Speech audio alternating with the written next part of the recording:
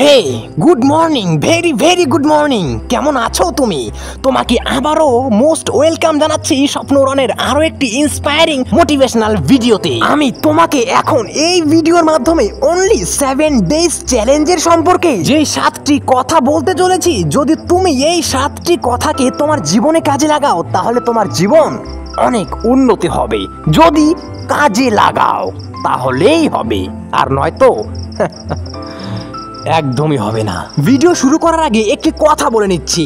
আমি ভাবছি যে প্রতি রবিবার কিংবা সপ্তাহে একদিন করে লাইভ ভিডিও আসবো। তোমরা কি চাও?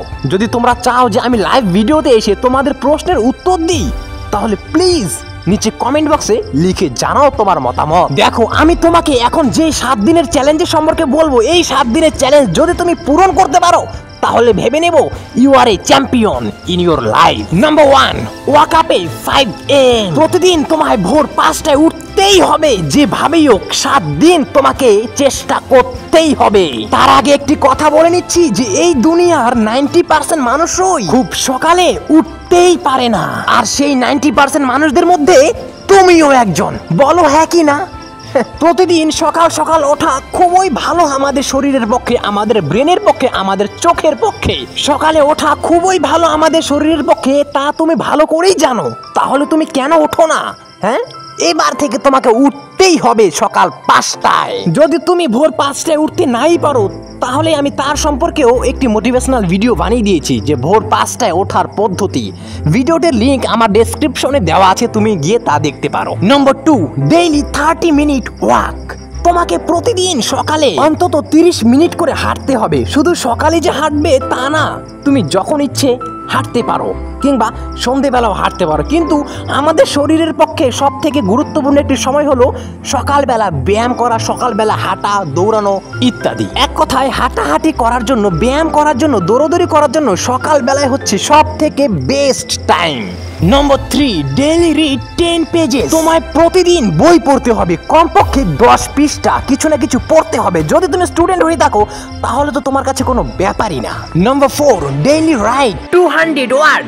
যেভাবে তুমি প্রতিদিন বই পড়বে ঠিক একইভাবে 7 দিন তুমি রেগুলারিটি মেনটেন করে লিখবে অন্তত কমপক্ষে 200 শব্দ। নম্বর 5, নো জাঙ্ক ফুড। তুমি এই 7 দিনের মধ্যে তুমি তেমন কোনো ভাজা বড়া কিচ্ছু খাবে না যা তোমার শরীরের পক্ষে অতি ক্ষতিকর। তুমি বাড়ির বাইরে গেলে এমন কিছু খাবে যা তোমার শরীরকে, তোমার হেলথকে আরো গ্রো করতে সাহায্য করে। তুমি এমন কিছু খাবে না যা খেলে তোমার শরীরকে, তোমার ব্রেনকে ড্যামেজ করে দেয়। তাই এমন কিছু খাও যা খেলে তোমার শরীর ভালো থাকবে। নম্বর 6, drink only water, nothing else. তুমিও তো মাঝে মধ্যে নেশা করো, দারু কিংবা বিয়ার খাও না? যদি এইসব খাও তাহলে খাওয়া 7 দিনের জন্য বন্ধ করে দাও।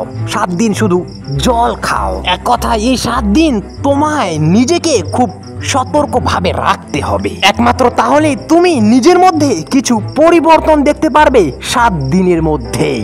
নম্বর 7, গো টু বেড বিফোর 10 PM। প্রতিদিন তোমায় 10টার মধ্যেই ঘুমোতে হবে। আশা করি বুঝতে পেরেছো। তাহলে 7টি কথা কি কি বললাম?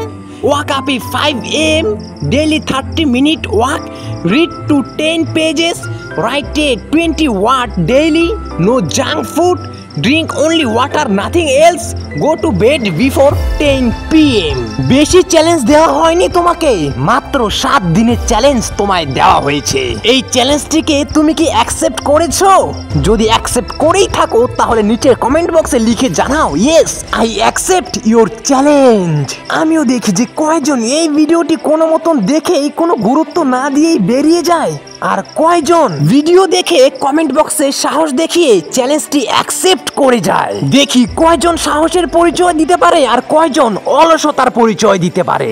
দেখি কয়জন এই 7 দিন নিজের সাথে লড়াই করতে পারে। তোমার যদি সাহস থাকে বুকের ভেতরে, তোমার যদি ক্ষমতা থাকে, তুমি যদি পারো এই 7 দিনের চ্যালেঞ্জটিকে পূরণ করতে, তাহলে নিচেই কমেন্ট বক্সে লিখে জানাও।